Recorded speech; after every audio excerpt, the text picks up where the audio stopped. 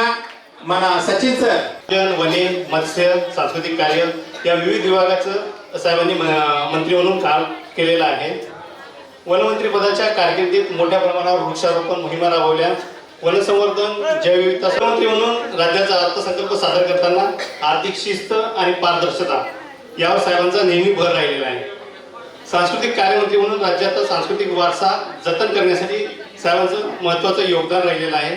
साहेबांच्या कारकिर्दीतच राज्याचं नवीन सांस्कृतिक धोरण तयार झालं.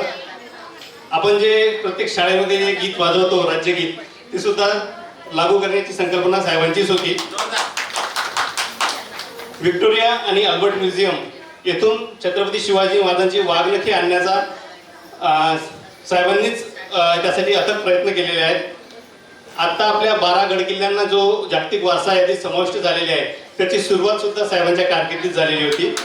आणि विशेष बाब म्हणजे आपली जी साहित्य अकॅडमी आहे ही साहेबांच्या कारकिर्दीत तयार झालेली आहे.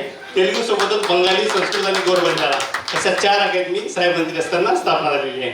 तर मी साहेबांचं स्वागत करतो आणि साहेबांना 2 शब्द बोलण्याची विनंती करतो.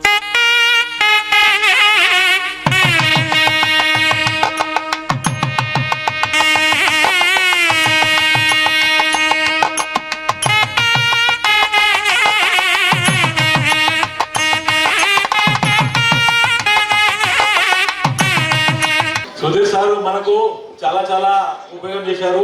తెలుగు కార్యక్రమాలు ఎప్పుడున్నా కానీ ఎప్పుడన్నా కానీ మనకు సపోర్ట్ చేశారు. జై తెలుగు, జై महाराष्ट्र. మనకు తెలుగు తల్లి मराठी पिन्नी.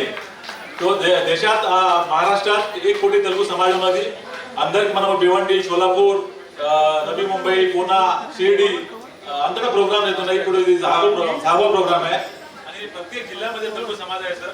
ते या तेलुगू समाजाचा एक महाराष्ट्रात एवढा मोठा कीर्तिमंत आलाय, त्यासाठी भाऊंचं खूप मोठा योगदान आहे. भाऊ थँक्यू, धन्यवाद.